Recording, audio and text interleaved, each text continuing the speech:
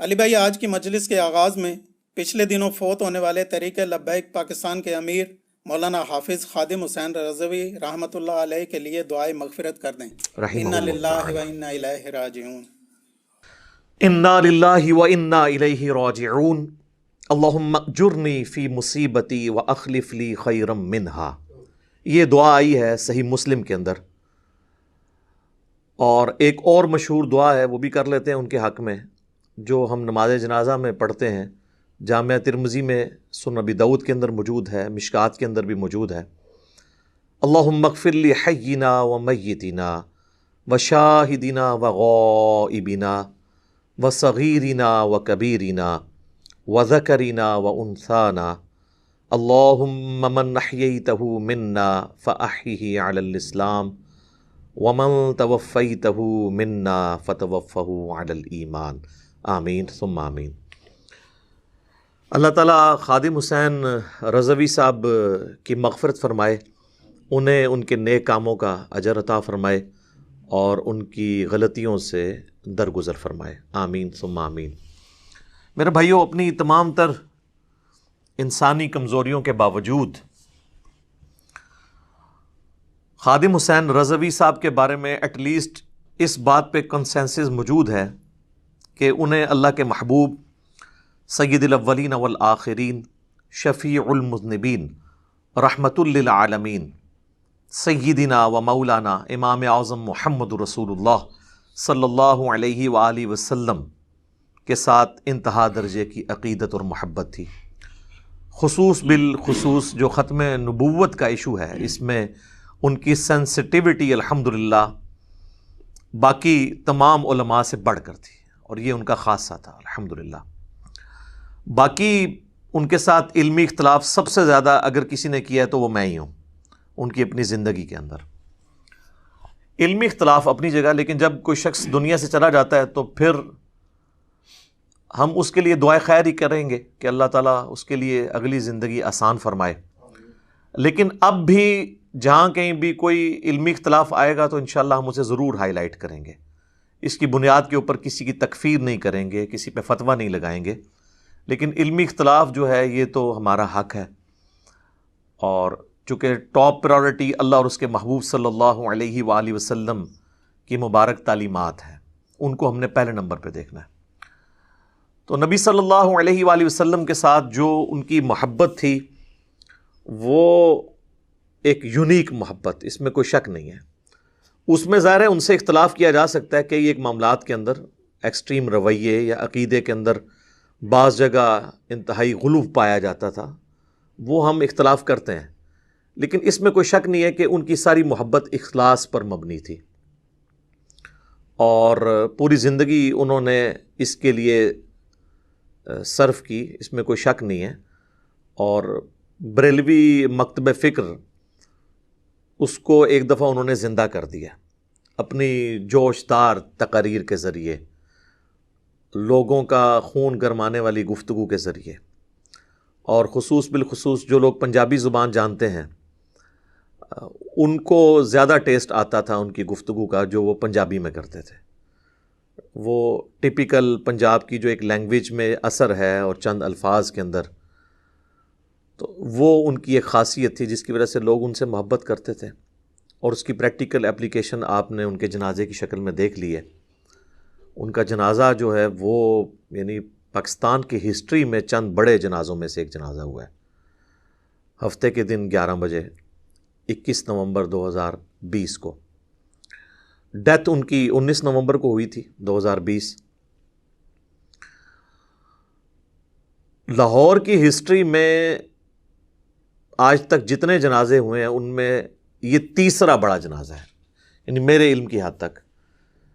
پہلا جنازہ 1979 کے اندر مولانا مودودی رحمہ اللہ تعالیٰ کا جنازہ تھا۔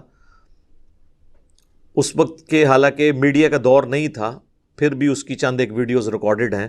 اس طرح انٹرنیٹ کا دور نہیں تھا، نہ کوئی موبائل SMS تھا کہ لوگ پہنچتے، اس کے باوجود پاکستان کی ہسٹری میں وہ ایک بہت بڑا جنازہ تھا۔ قذافی اسٹیڈیم جو لاہور والا ہے یہ سارا بھرا ہوا تھا، اور اس کے باہر بھی لوگ موجود تھے 1979 کے اندر۔ اس کے بعد دوسرا بڑا جنازہ جو ہے وہ 2010 کے اندر ڈاکٹر اسرار صاحب کی جب ڈیتھ ہوئی، اس جنازے میں تو میں خود بھی شامل تھا. وہ بھی بہت بڑا جنازہ تھا، اس میں کوئی شک نہیں ہے. اور ڈاکٹر اسرار صاحب رحمہ اللہ تعالیٰ سے محبت رکھنے والے لوگ بھی پوری دنیا سے شامل ہوئے تھے. اور یہ تیسرا جنازہ خادم رضوی صاحب کا ہے، اور یہ جنازہ میرے خیال میں تو ان دونوں جنازوں سے بڑا تھا. لیکن یہاں پہ میں ایک چیز عرض کر دوں، امام احمد بن حنبل رحمہ اللہ تعالیٰ کے حوالے سے ایک قول ملتا ہے کہ انہوں نے معتزلہ کے مقابلے پر کہا تھا کہ ہمارے جنازے جو ہیں وہ فیصلہ کریں گے، یعنی جس کا جنازہ بڑا ہوگا یہ اس بات کی دلیل ہوگا کہ وہ حق پر ہے. یہ کسی خاص فریم آف ریفرنس میں تو بات کرنا شاید ان کے نزدیک درست ہوگی، اس کی کوئی علمی گراؤنڈ نہیں ہے. یعنی یہ کوئی نبی صلی اللہ علیہ وآلہ وسلم کا فرمان نہیں ہے، امام احمد بن حنبل کی ذاتی رائے ہے. اگر وہ زندہ ہوتے تو ہم ان سے پوچھتے اور ڈسکس کرتے تو وہ بھی مانتے کہ میں نے اپنے حالات و واقعات میں ایک بات کی تھی کہ جتنے ظلم جو ہے وہ عباسی خلفاء کی طرف سے ان پر کیے گئے تو عوام پھر بھی ان کے ساتھ تھی، اگرچہ وہ ان کی سپورٹ میں کھڑی نہیں ہوئی، جنازہ ہی عوام پڑھتی ہے. اس وقت تو ساتھ کوئی نہیں تھا جب ان کو کوڑے پڑ رہے تھے. لیکن یہ کوئی بنیاد نہیں ہے، ورنہ اس امت میں سب سے بڑی شخصیات میں سے ایک شخصیت جن کے اوپر سنی شیعہ کا اتفاق ہے، صوفیاء ہوں سلفی ہوں سب کے سب ان کو مانتے ہیں، وہ سیدنا ابو ذر غفاری رضی اللہ تعالیٰ عنہ علیہ السلام، جن پہ میرا ایک بڑا رکت انگیز کلپ ریکارڈڈ ہے. وہ خاص کیفیت میں اس وقت جو میری زبان سے اللہ نے باتیں نکلوائیں وہ آپ یوٹیوب پہ جا کے دیکھ لیں، لاکھوں لوگوں نے دیکھا ہے. ان کی تو موت جو ہے وہ مدینہ شریف کے پاس ایک گاؤں میں ہوئی ہے، اور اس وقت ان کی صرف بیوی ان کے ساتھ تھی، اور وہاں سے قافلہ گزر رہا تھا تو انہوں نے ان کا جنازہ پڑھا ہوا. وہ ایک علیحدہ سے ٹاپک ہے، وہ آج ڈسکس نہیں کروں گا. تو ان کے جنازے میں تو میرے بھائی ایک صف بھی پوری نہیں ہوئی ہے جو آپ کی نارمل صف ہے، 2-3 بندوں نے جنازہ پڑھا.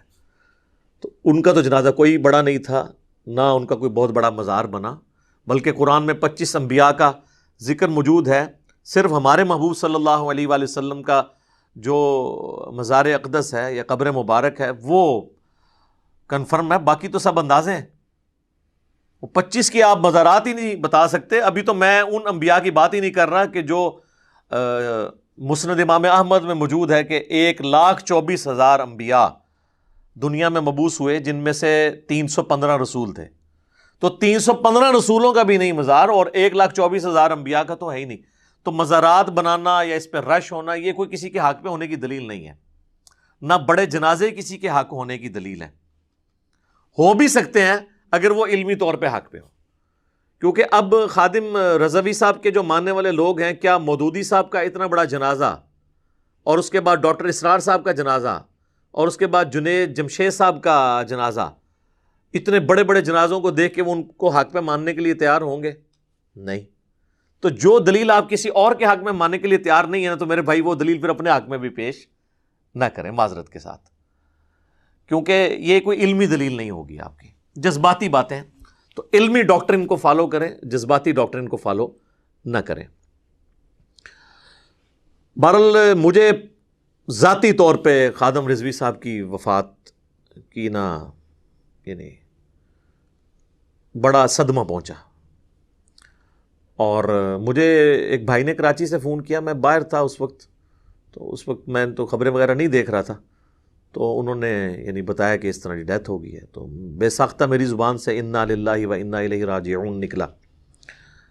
تو ہم نے تو وہ کام نہیں کیا کہ وہ جب دوسرے فرقے کا کوئی بندہ مرتا ہے تو کہتے ہیں جی مر گیا مردود، جہنم واصل ہو گیا، اپنے انجام کو پہنچ گیا.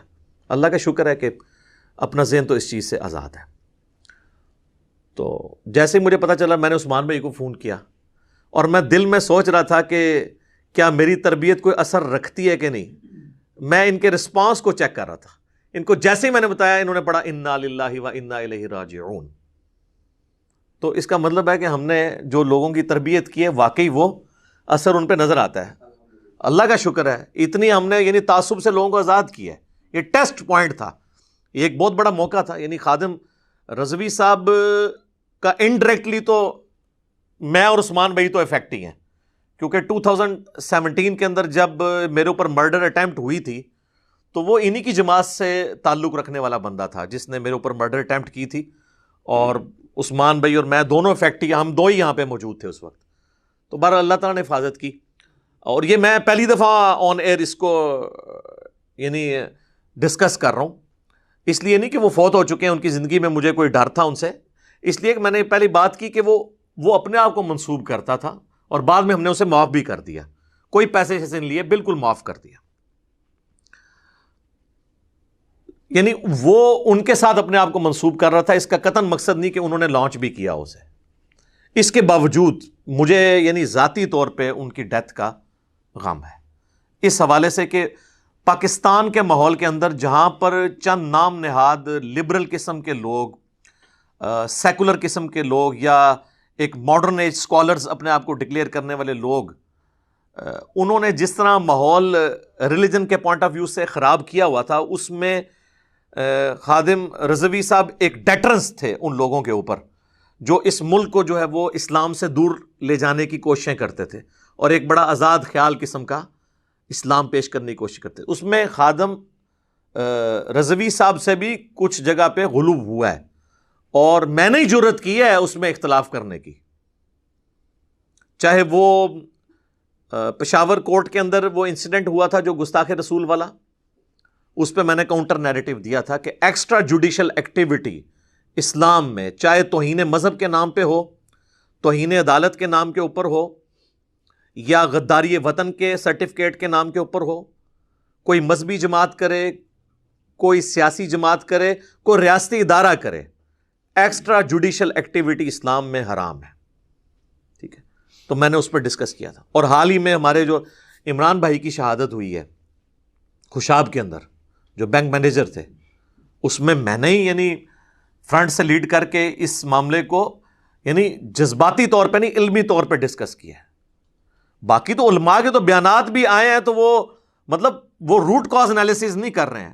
وہ بھی سوشل میڈیا کے اوپر اگر ہنگامہ کھڑا نہ ہوتا تو انہوں نے پھر اس جاہل گن مین کے ساتھ کھڑا ہو جانا تھا. لیکن اس میں نے بار بار ریکویسٹ کی تھی کہ خادم رضوی صاحب خود بیان دیں، انہوں نے بیان نہیں دیا.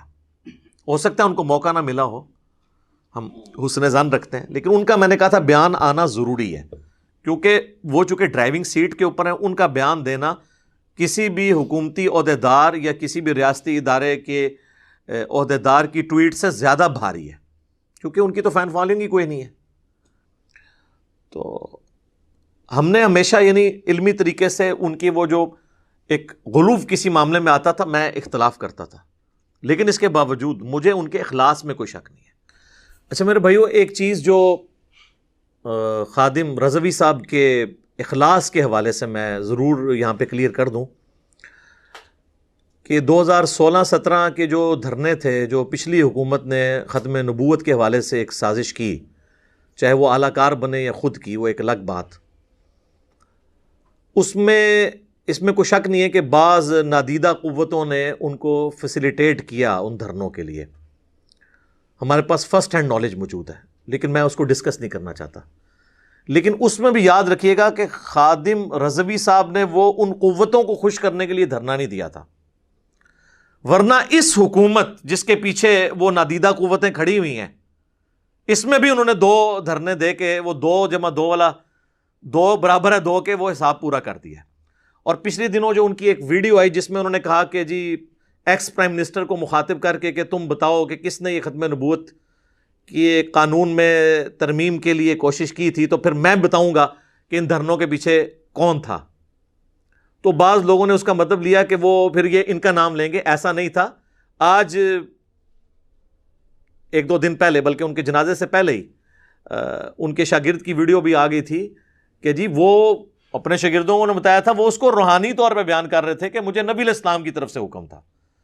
وہ کہہ رہے تھے میں تمہیں اور ان کی گفتگو کے دوران اشارے میں بھی یہ بات سمجھ آ رہی تھی. میں تو اسی وقت سمجھ گیا تھا کہ یہ ان کا نام نہیں لیں گے، کیونکہ مجھے پتہ ہے ان کی طبیعت کا، مجھے اپنی طبیعت کا پتہ ہے نا، کہ جو اس طرح کی ایک طبیعت والے لوگ ہوتے ہیں نا، ان کے قریب کوئی اس طریقے سے لگتا نہیں ہے ان کو اپنے لیے یوز کرنے کے لیے. ہاں فیسیلیٹیٹ بائی چانس اس وقت ان کی ڈاکٹرن اور ان دوسرے لوگوں کی ڈاکٹرن میچ کر گئی، وہ الگ بات ہے، لیکن وہ انہوں نے کسی کو خوش کرنے کے لیے نہیں کیا، ورنہ ابھی یہ جو کچھ ہوا ہے اس میں تو وہ کبھی بھی سامنے نہ آتے. اور جتنے شد و مد کے ساتھ اس دھرنے میں نومبر 2020 والے میں وہ شریک ہوئے ہیں، 104 کے قریب ان کو بخار تھا اور پھر وہ ٹریگر کر گیا، بڑی مشکل سے انہوں نے تقریر کی ہے، تو وہ کبھی بھی سامنے نہ آتے. اور اس میں تو زیادہ ان کو تکلیف اٹھانی پڑی، سب سے زیادہ تکلیف دہ دھرنا یہی تھا کیونکہ ان کے اوپر شیلنگ بھی ہوئی. تو لہٰذا یہ اگر کسی کے دماغ میں ہے نا تو وہ اپنے دماغ سے نکال دے. میں بالکل علی وجہ بصیرت سمجھتا ہوں کہ ان کے اخلاص میں 1% بھی شک نہیں ہے. وہ جو کچھ بھی کرتے تھے اخلاص کے ساتھ، جس چیز کو وہ درست سمجھتے تھے، مطلب اس میں آپ اختلاف کر سکتے ہیں طریقے کے اوپر بھی، لیکن وہ کسی دنیاوی منفعت کے لیے نہیں کرتے تھے. اور ان کی زندگی درویشی کی گزری ہے. آپ دیکھیں جتنے بھی بڑے علماء آپ دیکھیں، یہ جب مرتے ہیں تو اپنے دینی کیریئر کے اینڈ کے اوپر کروڑوں کا بینک بیلنس اور جائیدادیں چھوڑ کے جاتے ہیں. لیکن خادم رضوی صاحب کی تو وہی درویشی کی زندگی گزری ہے. ان کا آپ گھر دیکھ لیں، ان کا لیونگ سٹینڈرڈ دیکھ لیں، کوئی فرق نہیں پڑا ان کے اندر. تو اس سے پتہ چل جاتا ہے کہ کوئی شخص جو ہے وہ اس نے کوئی دنیاوی منفعت حاصل کی ہے. باقی وہ دھرنے کے جو اخراجات تھے وہ ظاہر ہے کتنے لوگ ہیں جو اللہ کے نام کے اوپر ان کو دے دیتے تھے کہ بھئی آپ چلیں ہماری طرف سے کھانا کھلا دیں. وہ تو ظاہر ہے سب سے بڑا مکتب فکر ہے پاکستان کا، ان کے لیے تو مینیج کرنا کوئی مسئلہ نہیں ہے. پولیٹیکل پارٹیز کو پیسے اکٹھے کرنے پڑتے ہیں، مذہبی لیڈروں کو تو لوگ خود آگے دیتے ہیں، لیکن انہوں نے کبھی پیسے کا مس یوز اپنی ذات کے لیے نہیں کیا. یہ میں ان کو پرسنلی جانتا ہوں کہ وہ اس اعتبار سے بالکل فیئر آدمی تھے. کوئی شک نہیں ہے کہ لوگوں نے، جس طرح عبدالستار عیدی صاحب تھے، لوگوں سے ہی چندہ لے کے کرتے تھے لیکن وہ اپنے اوپر نہیں لگاتے تھے. ان کی زندگی اسی طریقے سے جو ہے وہ سادگی کے ساتھ گزری ہے. لہذا خادم رضوی صاحب کے اخلاص کے حوالے سے میں 100% اللہ تعالیٰ سے حسن ظن رکھتا ہوں ان کے بارے میں کہ وہ الحمدللہ ایک مخلص آدمی تھے. ایون میں آپ کو بتاؤں، یہ جو جس واقعے کی وجہ سے یہ لوگ ایک پوری جماعت تحریک لبیک پاکستان اوپر آئی ہے، اور سٹارٹ اس کا جو ہوا تھا وہ ممتاز قادری کی پھانسی سے ہوا تھا 29 فیبروری 2016. اس وقت یہ پہلی دفعہ منظر عام پہ خادم رضوی صاحب آنا شروع ہوئے.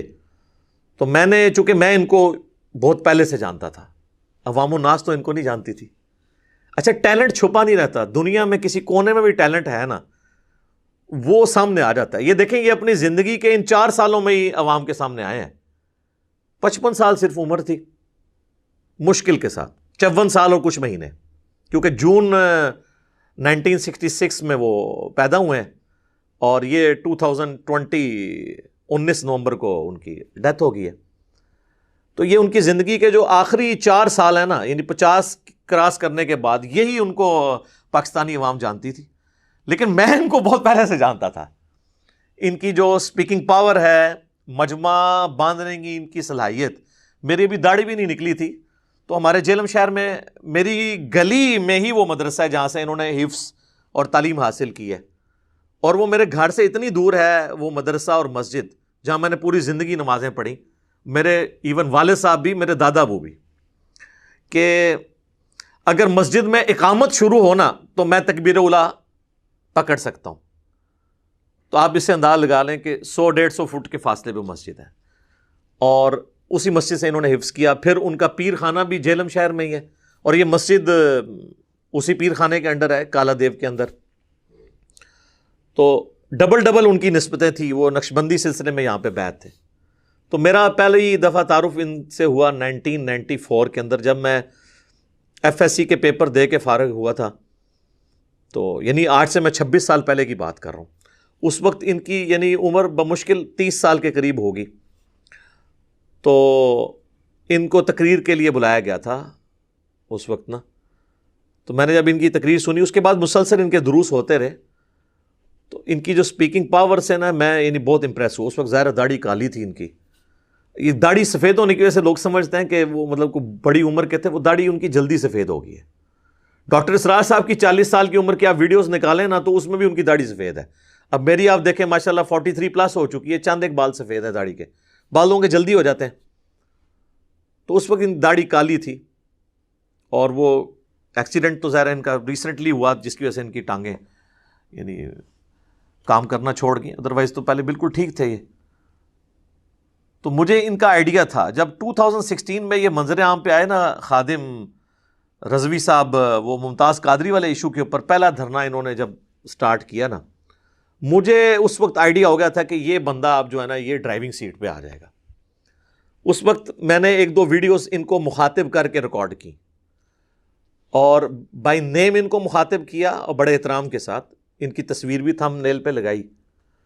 تو مجھے بعض اپنی اکیڈمی کے لوگوں نے کہا کہ یہ تو اس بندے کو تو جانتا ہی نہیں یار، یہ تو ایویں لگا رہتا ہے. تو میں نے کہا میرے بھائی 1 سال نہیں گزرے گا یہ بندہ دیکھیں سب کو پیچھے چھوڑ جائے گا، کیونکہ میں ان کی صلاحیتوں سے واقف تھا اور میڈیا کی برکت سے ظاہر وہ جب چیز سامنے آتی ہے تو پھر وہ یہ ٹیلنٹ پرانے زمانے میں تو چلیں کہیں کونے خدرے میں رہتا تھا نا، اب میڈیا کی برکت سے دنیا کے کسی بر اعظم میں بھی کوئی ٹیلنٹ موجود ہے نا وہ سب کے سامنے آ جائے گا. اور پھر جناب سال نہیں گزرا ہر طرف خادم رضوی ہو گئی. ٹھیک ہے، تو وہ میں نے ان پہ ویڈیو ریکارڈ کی، وہ جنوری 2017 کے اندر ریکارڈ ہوئی تھی. اس کے بعد بھی مختلف مواقع کے اوپر جس میں نے ان سے ریکویسٹ کی تھی کہ آپ یعنی گستاخوں کے خلاف جو تحریک چلا رہے ہیں نا، تو سب سے پہلے تو آپ اپنے گھر کی صفائی کریں. آپ کی اپنی مکتب فکر کی چھپی ہوئی تصوف کی کتابوں کے اندر جو جو گستاخانہ عبارات موجود ہیں، مثلا کشف المحجوب کے اندر، تذکرۃ الاولیاء کے اندر، حشت بہشت کے اندر، وہ میں نے چیزیں اس وقت ہائی لائٹ کی تھی کہ آپ اپنی اصلاح کریں اس حوالے سے. اور اس کو ہم نے علمی چیلنج کے نام سے اپلوڈ کیا تھا، جس کا بعض لوگوں نے غلط مطلب لیا کہ میں نے ان کو مناظرے کا چیلنج کر دیا. میں نے کیوں مناظرے کا چیلنج کرنا ہے؟ ہمارا تو شروع سے یہ پالیسی ہے کہ ہم عوام کی عدالت میں مقدمہ رکھیں گے. وہ تھا علمی چیلنج. علمی چیلنج کا مطلب ہے، اور میں نے اس پہ بریف بھی کیا تھا کہ میں یہ عبارتیں آپ کے سامنے رکھ رہا ہوں، آپ اپنی پبلک کو علمی طور پہ سیٹسفائی کریں. چیلنج انگلش زبان میں کہتے ہیں جو مشکل صورتحال درپیش ہو اسے کہتے ہیں یہ چیلنجنگ ہے.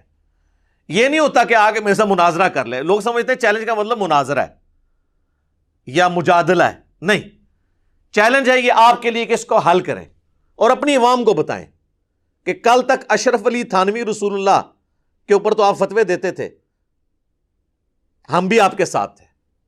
اب چشتی رسول اللہ نکلا ہے حشت بہشت کے اندر تو اس پہ وہی فتویٰ چاہیے. آپ ہی ہمیں بتایا کرتے تھے کہ با خدا دیوانہ باش با محمد ہوشیار، کہ دیوانگی صرف اللہ کے لیے ہو سکتی ہے. محمد رسول اللہ کے لیے دیوانگی کرو گے تو بیڑا غرق ہو جائے گا اگر کوئی گستاخانہ الفاظ نکل گئے. اسی لیے یہ لوگ ان الحق کی بھی تعویل کر لیتے تھے کہ وہ تو خدا کی ذات میں فنا ہے، اور بڑا فخریہ بتایا کرتے تھے کہ ان الحق اس نے کہا تھا منصور الحاج نے. اگر وہ کہتا نا انا محمد تو ہم اس کی بات کی تعویل بھی نہ کرتے، اسے گستاخ ڈکلیئر کرتے. تو میں نے کہا سر پھر یہ مسئلہ آپ کو دکھا دیتے ہیں ہم.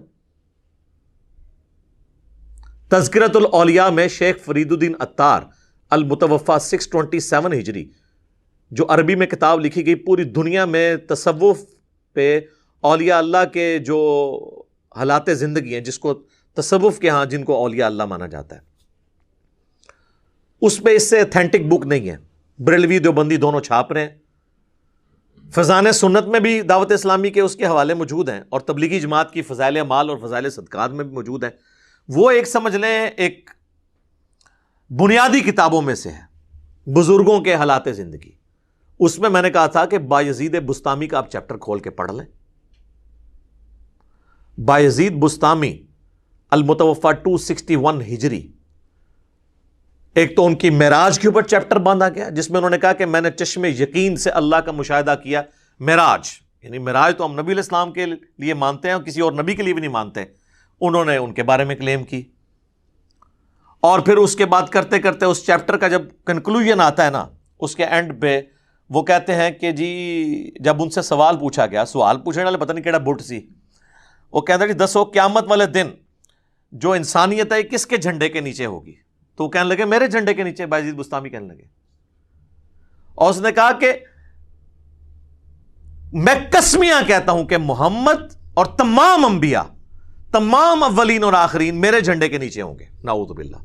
یہ بایزید بستامی کی طرف منسوب ہے. ہم بزرگوں کے بارے میں 1 ٹن حسن ظن رکھ لیتے ہیں کہ انہوں نے نہیں کہا ہوگا، اور جو لکھنے والے ہیں وہ خود بزرگ ہیں، شاید انہوں نے بھی نہ لکھا ہو، بعد میں کتابوں میں کسی نے ڈال لیا ہو، تو پرنٹنگ بند کرو نا کتاباں دی، منطقی انجام تو یہ ہے نا۔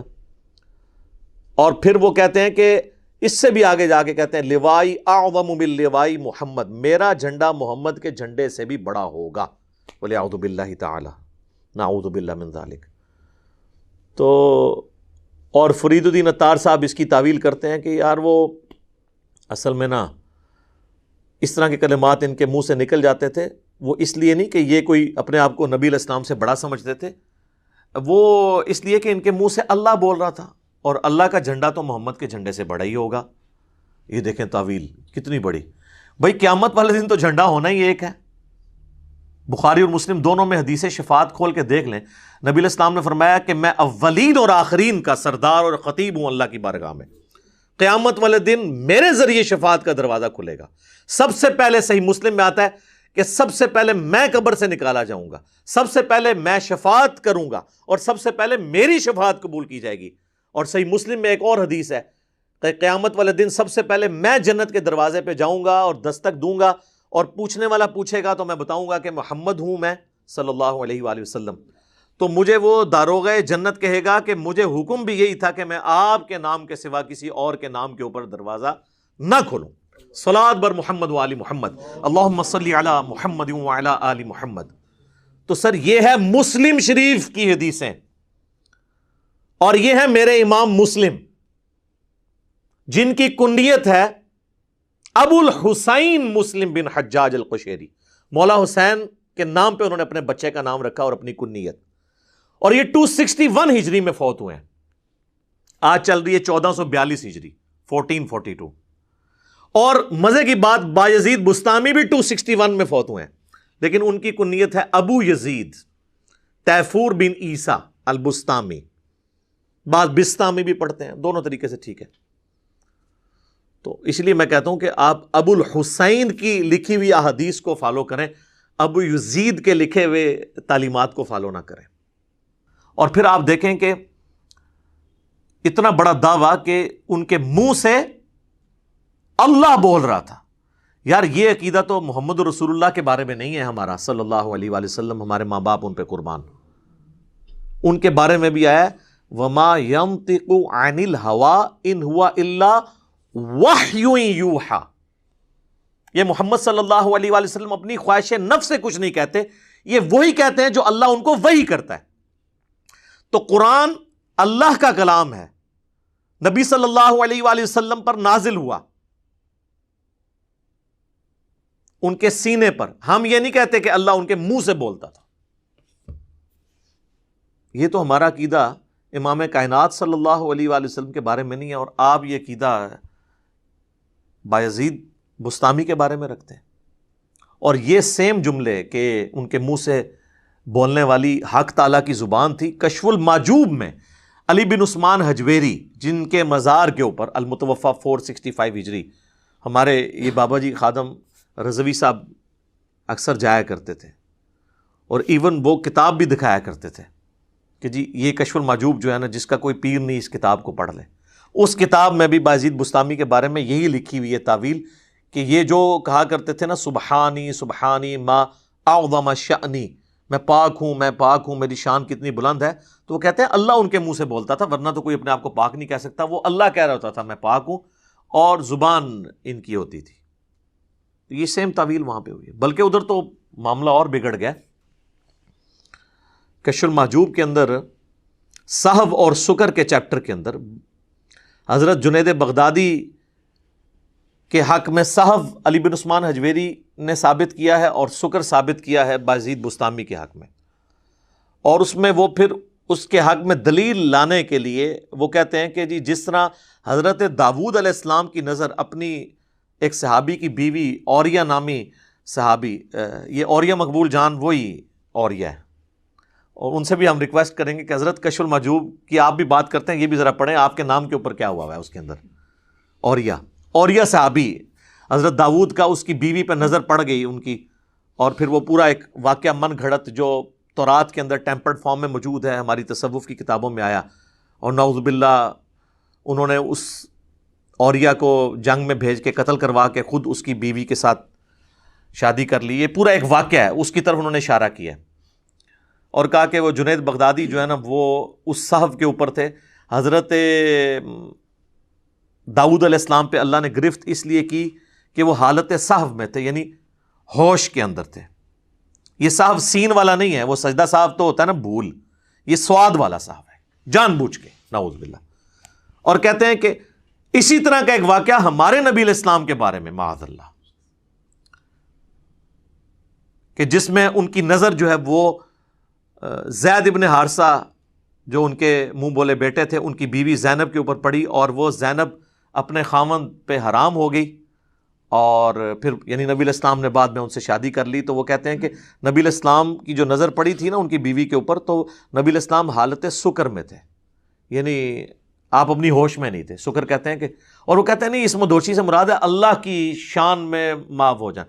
جو اللہ کی شان میں آپ مدہوشی مانیں, اس میں یہ ایکٹیویٹی ہوگی کہ کسی صحابی کی بیوی کو دیکھا جائے اور اس کے بعد آپ نے جو اس میں سٹوری میں رنگ بھرے کہ جی وہ اپنے خامند پہ حرام ہو گئیں, اللہ نے اس کی نفرت ڈال دی اس کے دل میں اور اس نے طلاق دے دی, اور نبی علیہ السلام نے ان سے شادی کر لی. یہی تو غیر مسلم واقعات پیش کرتے ہیں. ایون پیر کرم شاہ صاحب الازہری جنہوں نے کشف المحجوب کا مقدمہ لکھا ہے, انہوں نے اتنی تعریف کی ہے اس کتاب کی, لیکن انہوں نے اس واقعے میں جو گڑبڑ ہوئی ہے وہ اس کو ہائی لائٹ نہیں کیا, اور الٹا انہوں نے ضیاء القرآن پبلیکیشن نے جو ان کی ضیاء القرآن تفسیر شائع کی ہے, اس میں انہوں نے سورۃ الاحزاب کی ان آیات کے کانٹیکسٹ میں لکھا ہے کہ یہ غیر مسلموں کی سازش ہے. اسلامی کتابوں کے اندر یہ واقعہ جو آیا ہے سیدہ زینب کا, اور کشف المحجوب میں وہ واقعہ آیا ہوا ہے, اور اس میں وہ لکھتے ہیں کہ وہ حالت سکر میں تھے, اور اس سے بایزید بستامی کا سکر ثابت کیا. بایزید بستامی کا سکر ثابت کرتے کرتے نبی علیہ السلام کو سکر میں شامل کر دی. یا پیغمبر نہیں سکر میں جاتے. ما ضل صاحبکم وما غوا, تمہارے نبی نہ کبھی بہکے ہیں نہ کبھی بہرا چلے ہیں. نبی کے اوپر تو اس طرح کی کیفیات طاری نہیں ہوتی ہے. تو یہ میں نے یعنی چیزیں ہائی لائٹ کی تھیں. یہ تینوں حوالے یعنی میں ریپیٹ کر دیتا ہوں, کیونکہ جو لوگ اب آگے ان کا مشن لے کے چل رہے ہیں, ہم آپ کے ساتھ اس مشن میں ہوں گے. فرانس تک تو ہماری پہنچ نہیں ہے, ہم صرف دھرنے دے کے ہی ان کے سفیر کو نکلوا سکتے ہیں یا کوئی اور ایکٹیویٹیز کروا سکتے ہیں, لیکن جو ہمارے گھر کے اندر گندگی موجود ہے اس کو تو ہم خود صاف کر سکتے ہیں نا. ایک دھرنا ہم ان پبلیکیشنز کے دفاتر کے باہر نہیں دے سکتے جو یہ کتابیں چھاپ رہے ہیں, تذکرۃ الاولیاء چھاپ رہے ہیں. میں نام نہیں لیتا ان پبلشرز کے, یہ نہ ہو کوئی مجاہد ملت پہنچ ہی جائے. تذکرۃ الاولیاء کتاب, کشف المحجوب اور حشت بہشت. تذکرۃ الاولیاء سے میں نے وہ والا دے دیا, لوائی اعظم من لوائی محمد, میرا جھنڈا نعوذ باللہ محمد کے جھنڈے سے بڑا ہوگا. اور کشف المحجوب سے میں نے صاحب اور سکر کا واقعہ بیان کر دیا, اور حشت بہشت کے اندر وہ چشتی رسول اللہ والا واقعہ. اور پھر الٹی تعویل کرتے ہیں, وہ کہتے ہیں جی اس میں لکھا ہوا ہے کہ معین الدین چشتی اجمیری المتوفا 633 ہجری ان کی طرف منسوب ہے. ہم نہیں کہتے کہ ان بزرگوں نے کہلوایا ہوگا, لیکن کتابوں میں تو چھپا ہوا ہے. وہ کہتے ہیں وہ اس میں لکھا ہوا ہے حضرت خاص کیفیت میں تھے جب انہوں نے اپنے مرید سے کلمہ پڑھوایا, اور بعد میں انہوں نے یہ کہہ بھی دیا تھا نا کہ میں نے چیک کرنے کے لیے پڑھوایا, کلمہ وہی ہے. تو سر اس سے تو مسئلہ حل نہیں ہوتا. اگر کوئی چیک کرنے کے لیے بھی غلط کلمہ پڑھوائے, اس کے بعد اس کو اس کفر سے توبہ کرنی ہوگی, اور صرف توبہ لازم نہیں ہوگی, بیعت بھی ٹوٹ چکی. اس میں تو انہوں نے بیعت کر لیا, تو ان کی تو اپنی بیعت ٹوٹ گئی تھی کیونکہ انہوں نے کلمات کفر کہلوائے تھے. تو اب جس کی اپنی بیعت ٹوٹ چکی ہے, ان کو چاہیے تھا وہ کہتے ہیں کہ بیٹا میں یہ کفریات تیرے سے بلوانے کی وجہ سے, اگرچہ ٹیسٹ کے لیے بلوائے, تو میں پہلے خود بیعت ہو کے آتا ہوں, پھر تجھے بیعت کرتا ہوں, اور نکاح بھی پڑھواتا ہوں, کیونکہ نکاح بھی ٹوٹے گا, خالی بیعت نہیں ٹوٹے گی. تو یہ تو بہت بڑے پرابلم شروع ہو جائیں گے. اور یہ ہے با خدا دیوانہ باش با محمد ہوشیار. یہ با محمد ہوشیار والا مسئلہ ہے, یہاں نہیں. کوئی کہتے ہیں خاص حالت میں تھے. تو میں اس کے اوپر خادم رضوی صاحب رحمہ اللہ تعالی کا جملہ بولوں گا کہ یار انہوں الکانا جانو, جیڑا پونکدا جے نبی اتے پونکدا جے, آ کے اس گستاخی نو الکانا جانو. تو سر ہم بھی یہ کہہ رہے ہیں انہوں الکانا جانو خاص حالت میں.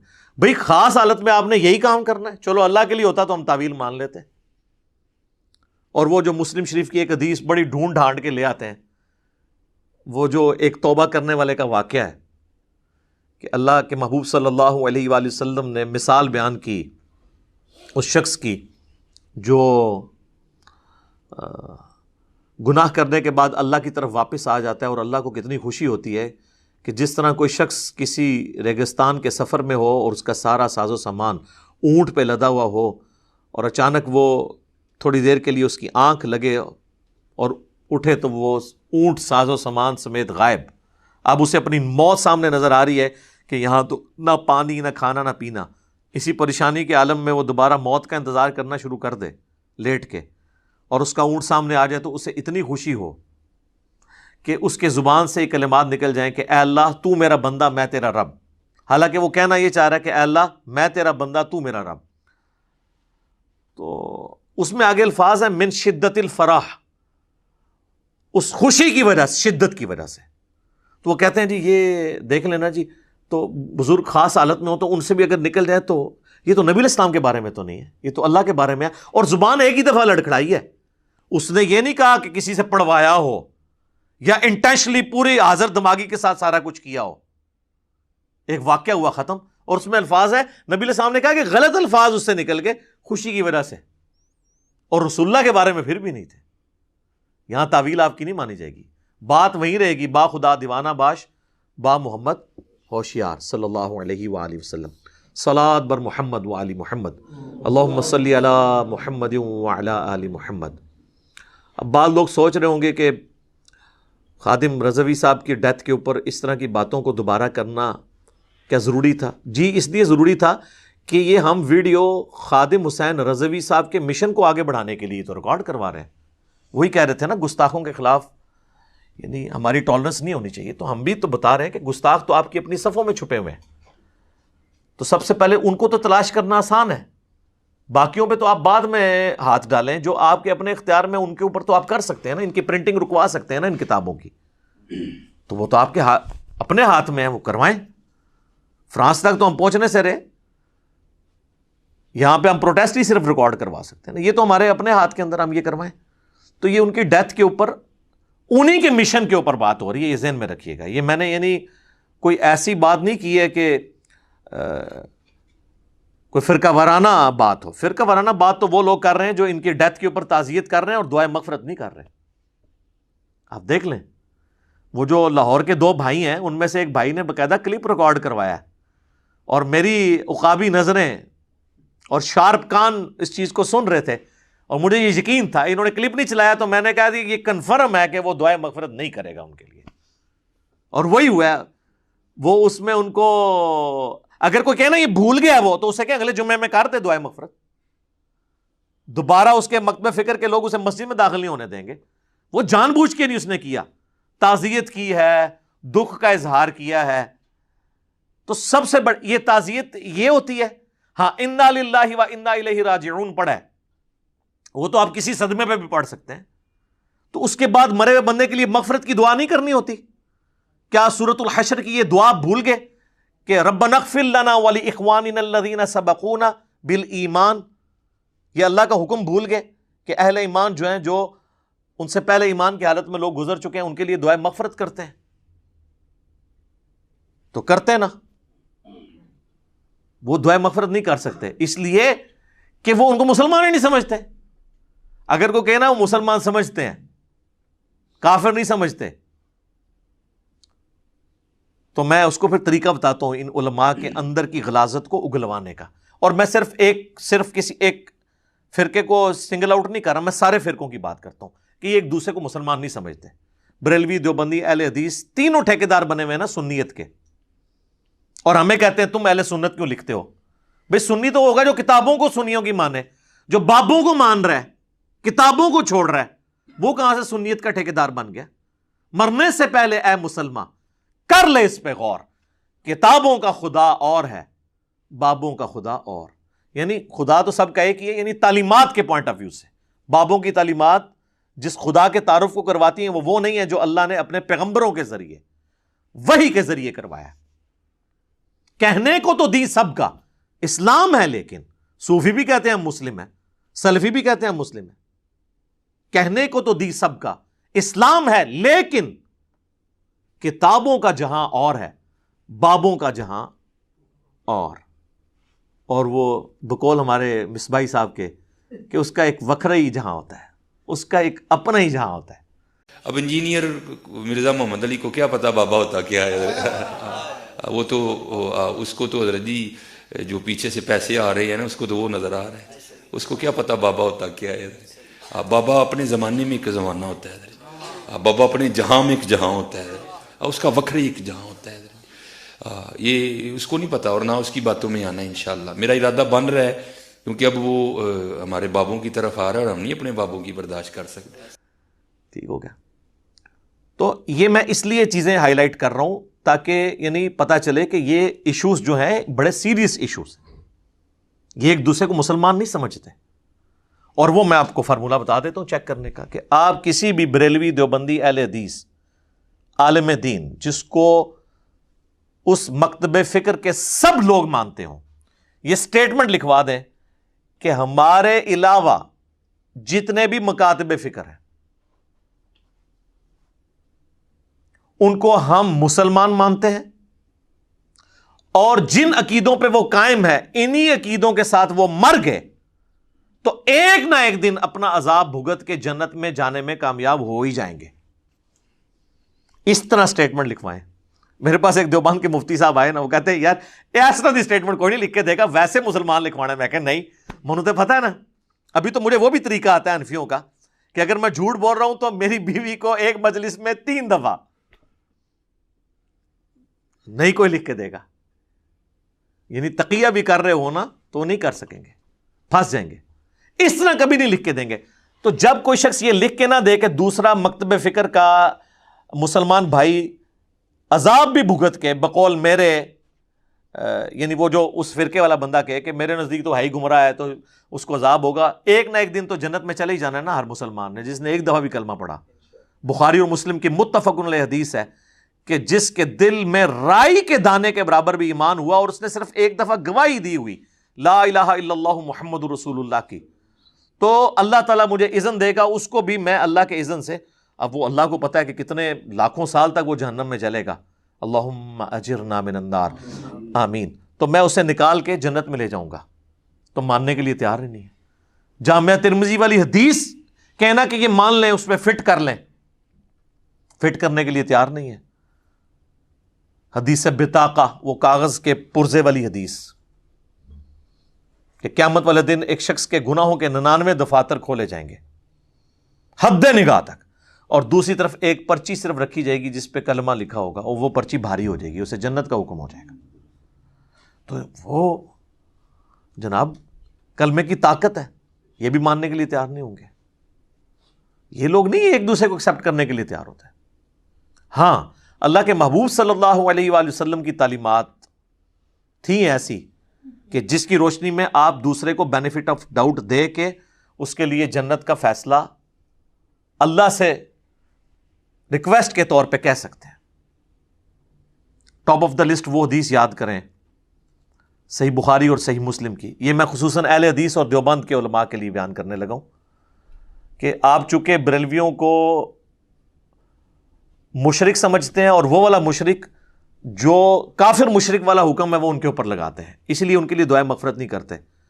یہ آپ جو تقیتاً کر رہے ہیں نا، انا للہ پڑھ رہے ہیں، دعائے مغفرت کریں تو نہیں کریں گے۔ وہ آپ کو پھر بتائیں گے نہیں نہیں نہیں، وہ سورہ توبہ کے اندر آیت موجود ہے کہ اگر کسی کے بارے میں پتہ چل جائے کہ وہ مشرک ہے تو کسی نبی یا اہل ایمان کے لیے یہ چیز شائع ہی نہیں ہے کہ اس کے لیے دعائے مغفرت کرے۔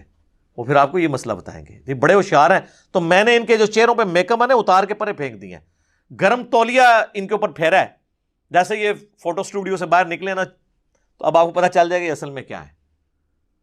تو ان کے لیے میں عرض کروں کہ بخاری اور مسلم دونوں میں حدیث ہے، اور یہ حدیث میں اس لیے نہیں بیان کر رہا کہ میں لوگوں کو ابھار رہا ہوں کہ شرک بھی کرتے رہو، نہیں، ناٹ ایٹ آل۔ میں یہ کہہ رہا ہوں جو مر چکا اس کے لیے آپ دعائے مغفرت اب کریں، اللہ تعالیٰ اس کا عذر قبول کر لے، اور عین ممکن ہے نہ بھی کرے، لیکن کلمہ گو مشرک اور کافر مشرک میں فرق کرنا ضروری ہے۔ اللہ نے تو بت پرست مشرک اور اہل کتاب مشرک کا بھی فرق کر دیا ہے۔ سورۃ المائدہ میں اللہ نے اجازت دے دی ہے کہ اہل کتاب کی عورتوں کے ساتھ تم نکاح کر سکتے ہو. حالانکہ اہل کتاب کا شرک سورۃ المائدہ کے اندر سورہ نساء اور آل عمران میں کھول کھول کے اللہ نے بیان کیا ہے، لیکن فرق نہیں کیا اس اعتبار سے جو یہ لوگ کر رہے ہوتے ہیں، اور وہ ان کو ایک ہی کیٹیگری میں ڈال دیتے ہیں. اللہ تعالیٰ نے جو بت پرست مشرک ہیں ان کے ساتھ نکاح کو حرام کر دیا سورۃ البقرہ میں، اور جو اہل کتاب مشرک ہیں ان کی عورتوں کے ساتھ نکاح کو جائز قرار دے دیا. اس میں صرف ایک تفرد ہے صحیح بخاری میں عبداللہ بن عمر کا، اور وہ کہتے تھے میں تو اس سے بڑا کوئی شرک نہیں سمجھتا کہ کوئی عیسیٰ ابن مریم کو اللہ کا بیٹا کہے. تو وہ اہل کتاب کی عورتوں سے بھی نکاح کو ناجائز سمجھتے تھے، لیکن یہ ان کا تفرد ہے، اجماع صحابہ کے خلاف ہے. خود تمام مفسرین جب ان کا یہ قول نقل کرتے ہیں، حافظ ابن کثیر نے بھی نقل کیا ہے، اس کو رد کیا کہ ان کی ذاتی رائے ہے، کیونکہ اللہ کو تو پتا تھا وہ مشرک ہیں. اللہ کو چاہیے تھا قرآن میں فرق کرتا کہ جو اللہ کو ایک ماننے والے اہل کتاب ہیں اور اس کے ساتھ شرک نہ کرتے ہیں ان کی عورتوں سے نکاح جائز ہے. دوسرا اللہ نے تو کوئی فرق نہیں کیا، اللہ نے جنرل بیان کیا. تو یہ ڈفرنس ہمیں کرنا ضروری ہے، کیونکہ کسی کو تعویل کی غلطی لگ سکتی ہے. اس کی سپورٹ میں وہ حدیث ہے جو صحیح بخاری اور صحیح مسلم دونوں میں موجود ہے کہ نبی صلی اللہ علیہ وآلہ وسلم فرماتے ہیں کہ اگلے زمانوں میں ایک شخص تھا، جب اس کی موت کا وقت قریب آیا تو اس نے اپنی اولاد کو جمع کیا اور کہا کہ بتاؤ میں تمہارا کیسا باپ تھا. تو انہوں نے کہا تم بڑے اچھے باپ تھے ہمارے، بڑے اچھے طریقے سے ہماری پرورش کی. تو اس نے کہا کہ اب پھر میری ایک خواہش پوری کرو، جب میں مر جاؤں تو میری لاش کے ٹکڑے ٹکڑے کر دینا، اسے آگ لگا کر اس کی راکھ کو خشکی میں، پانی میں اور ہواؤں میں بکھیر دینا. لَإِن قَدَرَ اللَّهُ عَلَيَّ، کیونکہ اگر اللہ نے میرے پہ قدرت پا لی تو وہ مجھے ایسا عذاب دے گا جو کسی کو نہیں دیا ہوگا. بس یہ کہہ کے وہ مر گیا. اس کے پچھلوں نے یہی کیا. اللہ تعالیٰ نے ہواؤں کو، پانی کو، خشکی کو حکم دیا کہ اس کی راکھ سمیٹو، اور دوبارہ سے اسے زندہ کر لیا. اللہ نے پوچھا ہاں جی بتاؤ یہ کیوں کیا؟ اس نے کہا یا اللہ میں تو سے ڈر گیا تھا اس لیے. تو اللہ تعالیٰ نے فرمایا کیا تیرا یقین تھا کہ تجھے مرنے کے بعد، حالانکہ اللہ کو تو پتہ ہے، کو پوچھنے والا ہے جس کو تو اکاؤنٹیبل ہے. اس نے کہا یا اللہ اسی لیے، یعنی اس کا یہ یقین تھا کہ مرنے کے بعد اللہ مجھے زندہ کر کے عذاب دے سکتا ہے، لیکن اس میں جزوی کفر یہ پایا جاتا تھا کہ اگر میری لاش کے ٹکڑے کر دیے گئے، اس کی راکھ بکھیر دی گئی تو پھر اللہ نہیں زندہ کر سکے گا. یہ مطلقاً کفر نہیں تھا، جزیات میں کفر تھا. اور خود صحیح بخاری کے جتنے شارح ہیں مسلم شریف کے، انہوں نے لکھا ہے کہ وہ کفر کر کے مرا ہے. ابن حجر اسقلانی نے لکھا ہے فتح الباری کے اندر کہ جزوی کفر تھا، لیکن اللہ نے اس کی تعویل قبول کر لی. اللہ نے کہا واقعی یہ تیرا یقین تھا؟ اس نے کہا تو جا تجھے بخش دیا، باوجود اس کے کہ جزوی کفر تھا. آج اگر کوئی کہے کہ کسی کی لاش اگر آگ لگا دی جائے تو اللہ تعالیٰ اسے زندہ کرنے پہ قادر نہیں ہے، تو یہ کیا ہے؟ عقیدہ کفر ہے. تو یہ تو تھا اس کے اندر. اور بخاری مسلم دونوں میں حدیث ہے، اور مشکات میں دوسری جلد میں اللہ کی رحمت والے بیان کے اندر یہ حدیث موجود ہے. تو کفر والے کی بخشش کس طرح ہو گئی؟ اس لیے کہ اس کا جزوی کفر تھا. اگر کلی ہوتا ناٹ ایٹ آل. تو اس طریقے سے اگر کسی کو غلطی کو لگ گئی ہے، ہم اس کی اصلاح کی کوشش ضرور کریں گے، دعوت پہنچائیں گے. ونس جب دنیا سے چلا گیا تو اس کے لیے دعائے مغفرت کریں. وہ مسلمان تھا، اور جس کو آپ کافر نہیں کہہ رہے نا وہ مسلمان ہی ہے، چاہے وہ کلمہ گو مشرک ہے، وہ بدعتی ہے، آپ کوئی بھی اس کا نام بد مذہب کہہ کے نام رکھ لیں، ٹھیک ہے. اور اپنی ڈاکٹرن میں اسے آپ گستاخ رسول بھی کہتے ہیں. یہاں تو یعنی جس کے عقیدے دوسرے سے میچ نہ کر رہے ہیں وہ خام خواہ اسے گستاخ رسول بھی کہتا ہے، چاہے وہ بیچارہ نماز بھی پڑھتا ہو، نبی علیہ السلام سے عقیدت بھی رکھتا ہو. کوئی بھی کلمہ کو گستاخ رسول ہو سکتا ہے جان بوجھ کے. تعویل کی غلطی کسی کو لگ سکتی ہے، آپ اس کو ہائی لائٹ کریں بس، دیٹس آل. لیکن وہ آپ پابند نہیں کہ آپ جن عقیدوں کو مانے میں یہی پھر آپ انجیکٹ کرنے کی کوشش کریں اس کے اندر. آپ اصلاح کریں، وہ بھی دلائل کے اوپر چل رہا ہوگا، جو اس کے نظر میں ٹھیک ہے وہ اللہ کو فیصلہ کرنے دیں. مرنے کے بعد کا فیصلہ اللہ نے کرنا ہے. یہ علماء کا کام نہیں ہے کہ وہ فیصلہ کریں کسی کے مرنے کے بعد کہ جی اب ہم اس کے لیے دعائے مغفرت بھی نہیں کریں گے. نبی علیہ السلام تو اتنے سینسٹیو ہیں اس ایشو میں. صحیح بخاری اور صحیح مسلم دونوں میں حدیث ہے بڑی رقت انگیز. اسامہ ابن زید جو نبی علیہ السلام کے لاڈلے ترین صحابی تھے، کیونکہ زید ابن حارثہ کے وہ بیٹے تھے. صحیح بخاری میں آتا ہے کہ گود میں ایک طرف زانوں پہ سیدنا حسن ابن علی کو نبی صلی اللہ علیہ وآلہ وسلم بٹھاتے تھے اور دوسری طرف اسامہ ابن زید کو. اور بخاری اور مسلم میں یہ بھی احادیث موجود ہیں کہ بڑے سے بڑا صحابی نبی علیہ السلام جب جلال میں ہوتے تھے، غصے کی حالت میں، کچھ سفارش نہیں کر سکتا تھا تو اسامہ ابن زید کو بھیجا جاتا تھا کہ اس پہ حضور غصہ نہیں کھائیں گے. وہ جب فاطمہ نامی عورت کی چوری کا مقدمہ آیا تھا اس میں بھی اسامہ ابن زید کو بھیجا گیا تھا. اتنا لاڈلا صحابی، حتیٰ کہ آپ نے اپنی وفات کے وقت جو لشکر اسامہ بھیجا ہے، بڑے بڑے صحابہ کو ان کے انڈر لگایا ہے. ان کی عمر صرف 15 سال تھی اسامہ ابن زید کی، بمشکل. اور کچھ اصحاب نے تان کیا تو بخاری مسلم میں ہے کہ آپ بیماری کے عالم میں ممبر کے اوپر آئے. آپ فرمایا اس سے پہلے تم اس کے باپ کے اوپر بھی تان کرتے تھے اور مجھے اس سب لوگوں سے بڑھ کر محبوب ہے. اسی لیے سیدنا ابوبکر نے خلیفہ بنتے ہی پہلا کام یہ کیا کہ لشکر اسامہ کو روانہ کیا. حالانکہ حضرت عمر نے پھر مشورہ دیا.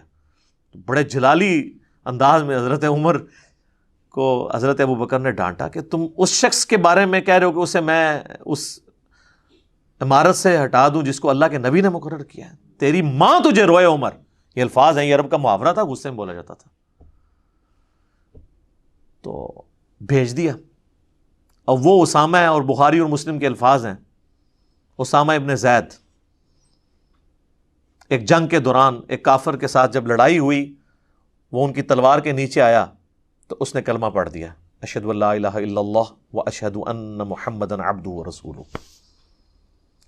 حضرت اسامہ نے پھر بھی اسے قتل کر دیا، لیکن بعد میں ضمیر ان کو ملامت کرتا رہا. انہوں نے یہ تعویل کی کہ یہ ڈر کی وجہ سے کر رہا ہے. تو پھر حضور سے آ کے خود ہی بتایا کہ یا رسول اللہ اس طرح میرے سے ہو گیا، کیونکہ اندر گلٹ تو تھا. اللہ کے نبی صلی اللہ علیہ وآلہ وسلم نے فرمایا کہ اے اسامہ، جب اس نے کلمہ پڑھ لیا تھا تو تو نے اسے کیوں قتل کیا؟ تو ان کا یا رسول اللہ اس نے ڈر کے کلمہ پڑھا تھا. اللہ اکبر. آپ فرمایا تو نے اس کا دل چیر لیا تھا. پھر آپ نے کہا اسامہ تو کیا کرے گا جب قیامت والے دن وہ کلمہ پڑھتا ہوا اللہ کے حضور تیرے خلاف مقدمہ قائم کر دے گا. اور آپ یہ جملہ ریپیٹ کرتے رہے، اسامہ تو کیا کرے گا، اسامہ تو کیا کرے گا، اسامہ تو کیا کرے گا. یہ جملہ آپ اتنی دفعہ ریپیٹ کرتے رہے کہ حضرت اسامہ کہتے ہیں میرے دل میں یہ خواہش پیدا ہوئی کہ آج سے پہلے میں کافر ہوتا اور آج ہی کلمہ پڑھ کے مسلمان ہوتا، یہ گناہ تو میرا دھل جاتا. اور آپ علیہ السلام نے یعنی اعلان برات کر دیا. یہ ہے اللہ کے محبوب صلی اللہ علیہ وآلہ وسلم کی اپروچ کہ ایک بندہ جو یقیناً ہم بھی یہی سمجھتے ہیں کہ موت کے ڈر سے اس نے کلمہ پڑھا ہے، تب بھی بینیفٹ آف ڈاؤٹ دیا جا رہا ہے. اور یہاں پہ کوئی شخص آ کے کلمہ پڑھ کے بھی کہے کہ بھئی میں نے یہ غلطی نہیں کی، میرا یہ مطلب نہیں تھا.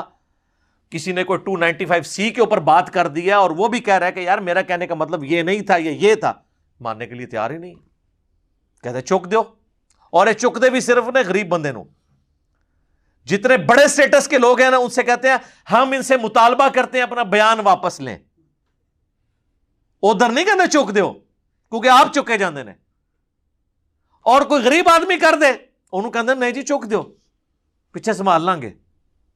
تو یہ آپ ذرا فرق بھی دیکھیں دونوں جگہ کیا ہوتا ہے، امیر کی اپروچ کے ساتھ اور غریب.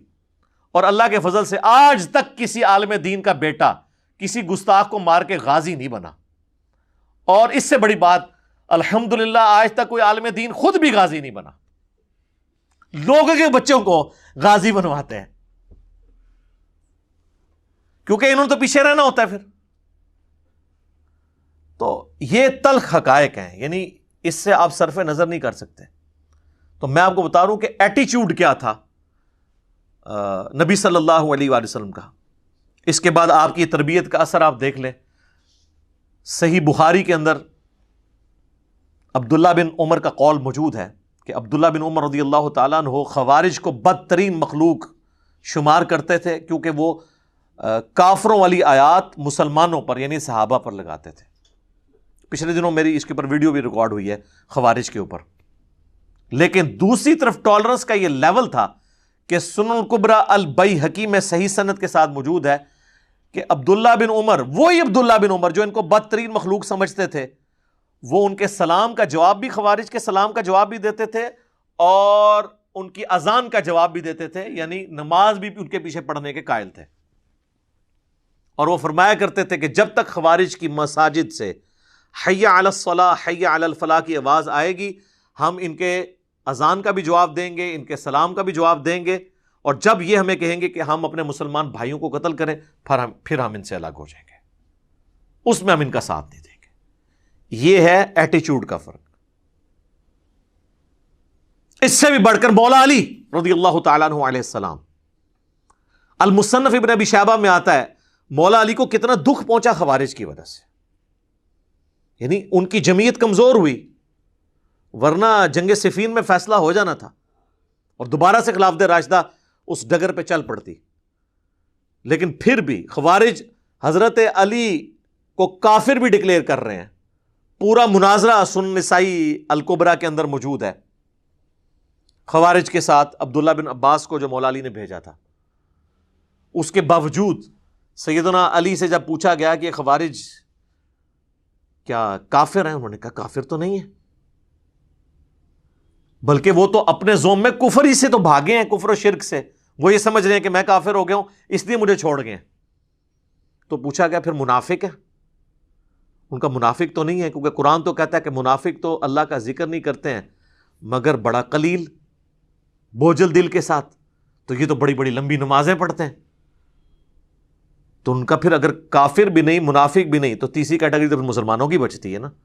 تو ان کا پھر یہ کیا ہے؟ انہوں نے کہا یہ ایک قوم ہے جنہوں نے ہم سے بغاوت کی ہے، یعنی ہم میں سے ہی نکلی ہوئی ایک قوم ہے، بغاوت کی ہے. سیدنا علی جو ڈائریکٹ افیکٹی تھے، انہوں نے خوارج کو نہ کافر کہا، نہ مشرک کہا، نہ منافق کہا، بلکہ کہا ایک باغی قوم ہے. اور اسی پہ میرا یہ موقف ہے کہ انہوں نے ان کو مسلمان کے طور پہ ٹریٹ کیا ہے، کیونکہ اسلام میں 3 ہی کیٹیگریز ہیں سورۃ البقرہ کے شروع میں. یا انسان کافر ہوگا، یا مشرک ہوگا، اسی کیٹیگری میں کافر و مشرک، دوسری کیٹیگری منافق، اور تیسری مسلم ہے. چوتھی تو کوئی کیٹیگری نہیں. اور جب مولا علی کہہ رہے ہیں نا وہ کافر و مشرک بھی نہیں منافق بھی نہیں، تو ظاہر ہے ان کو مسلمان ہی سمجھ رہے ہیں. تو یہ ایٹیچیوڈ تھا خلفائے راشدین کا، جن کی پیروی کا ہمیں حکم ہے. علیکم بسنتی و سنت الخلفاء الراشدین المہدیین. اسی طریقے سے آپ دیکھ لیں صحیح بخاری میں 695 نمبر حدیث ہے، جس کے اوپر باب کی ہیڈنگ میں امام بخاری نے باب باندھا ہے باغی اور بدعتی کے پیچھے نماز کا حکم. اور حسن بصری کا قول لے کر آئے ہیں کہ بدعتی کے پیچھے نماز پڑھ لو، اس کی بدعت کا وبال اسی پر ہوگا. اور پھر حدیث لے کے آئے کہ جب سیدنا عثمان خلیفہ راشد کو محصور کر دیا گیا ان کے اپنے گھر کے اندر، وہ مسجد میں جا کے نماز بھی نہیں پڑھ سکتے تھے، تو کچھ اصحاب حاضر ہوئے اور انہوں نے عرض کیا کہ مسجد میں باغیوں کا قبضہ ہے، جو بلوائی ہیں، بلوا کرنے والے، موب، اور ہمارے امام تو آپ ہیں اور فتنے کا امام مسجد میں نماز پڑھا رہا ہے. ہمیں خطرہ ہے ہم گناہ میں نہ مبتلا ہو جائیں اس کے پیچھے نماز پڑھ کے، آپ ہمیں کیا حکم دیتے ہیں؟ تو انہوں نے کہا کہ نیکی کے کاموں میں ان کا ساتھ دو، مسلمانوں میں نماز ہی تو ایک نیکی کا کام ہے، اس میں ان کا ساتھ دو، اور برائی میں ان سے الگ رہو. یعنی سیدنا عثمان کی خلافت جن کی وجہ سے سٹیک پہ لگی ہوئی اور ان کی جان بھی سٹیک پہ لگی ہوئی، ان کے بارے میں بھی ان کا یہ ذہن ہے کہ وہ کہتے ہیں نہیں نماز ان کے پیچھے پڑھو. اچھا، اس سے یہ بھی پتہ چل گیا کہ حضرت عثمان اپنے وہ جو بلوائی تھے ان کو کافر اور منافق نہیں سمجھتے تھے، مسلمان ہی سمجھتے تھے. یہ کہتے ہیں نا وہ جو کوئی ایک یہودی پارٹی تھی جس نے حملہ کر دیا تھا، ٹھیک ہے، صرف آل امیہ کو بچانے کے لیے عبداللہ ابن سبا کا ڈھونگ چاہتے ہیں. عبداللہ بن سبا کا جو کریکٹر ہے وہ بعد میں آیا جسے مولا علی نے قتل کروایا، تو پھر یہ بات اور طرف چلی جائے گی. تو میں ایک ضمناً چیز عرض کر رہا ہوں کہ سیدنا عثمان کا ایٹیچیوڈ کیا تھا کہ انہوں نے ٹالریٹ کیا اپنے مخالفین کے بارے میں بھی. تو آج بھی بریلوی، دیوبندی، اہل حدیث، اہل تشیع ایک دوسرے کے بارے میں ٹالریٹ کریں، ایک دوسرے کے پیچھے نماز پڑھیں، ایک دوسرے کی تکفیر نہ کریں، علمی اختلاف اپنی جگہ رکھیں. لیکن یہ کوئی ایٹیچیوڈ نہیں ہے کہ ایک بندہ مرا ہے تو آپ صرف انا للہ پڑھ رہے ہیں، اس کے لیے دعائے مغفرت نہیں کر رہے، اور آپ تقیہ کر رہے ہیں، توریہ کر رہے ہیں. ہمیں تو سمجھ آ رہی ہے کہ آپ لوگ کیا کر رہے ہیں. وہ جان بوجھ کے ایسا کر رہے ہیں کہ تاکہ اپنی پبلک نہ ان کو یعنی پکڑے، کیونکہ اپنی پبلک تو پھر پکڑے گی. یہ تو مشرک تھا. اور یہ میں صرف اہل حدیث کو سنگل آؤٹ نہیں کر رہا یا دیوبند کو، یہی حال بریلویوں کا بھی ہے. یہ نہ سمجھے کہ وہ مطلب ان کو بہت اچھا سمجھتے ہیں، وہ تو ان کو شیطان کا سینگ سمجھتے ہیں. سیدھی سی بات ہے، وہ تو کوئی ٹالریٹ کرنے کے لیے تیار ہی نہیں. آپ حسام الحرمین پڑھ کے دیکھ لیں اعلیٰ حضرت کی. چوتھا فرقہ وہابیہ شیطانیہ، جو شیطان لعین ابلیس کے پیروکار ہیں، جس طرح کے روافض شیطان عطاق کے پیروکار ہیں. یہ انہوں نے لکھا ہے. بڑے یعنی سخت سخت الفاظ ہیں، تو کوئی ٹالریٹ کرنے کے لیے تیار نہیں ہوتے. پھر آپ دیکھ لیں کہ انہوں نے ان کے جو ملفوظات ہیں وہ بھی شرف اس جہلم شہر کو ہی حاصل ہے، یہیں سے چھپے ہوئے ہیں ملفوظات شریف.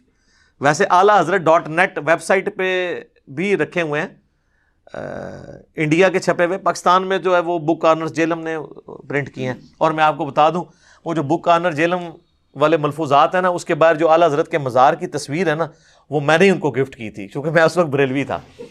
ہاں جی، تو وہ تصویر ان کے آنر نے مجھے کہا کہ اس طرح ملفوظات شریف چھپوا رہے ہیں. میں نے کہا تو بہت نیکی کا کام آپ کر رہے ہیں. تو میں نے کہا بار آپ مزار کی تصویر لگائیں. وہ اس وقت نئی نئی جو ہے نا وہ چھپ کے آئی تھی، دعوت اسلامی والوں نے چھاپی تھی، بڑی خوبصورت.